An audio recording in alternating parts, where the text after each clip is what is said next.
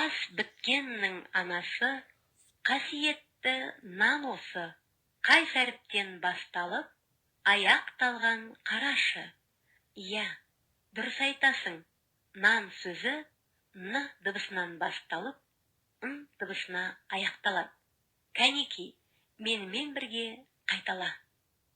Н, н, н. Н дыбысы созылмайды, кедергіге ұшырап барып шығады. Ол дауыссыз дыбыс. Оны көк бояумен бояймыз. Н дыбысы сөз басында, ортасында, соңында да келе береді. Суреттерге назар аудар.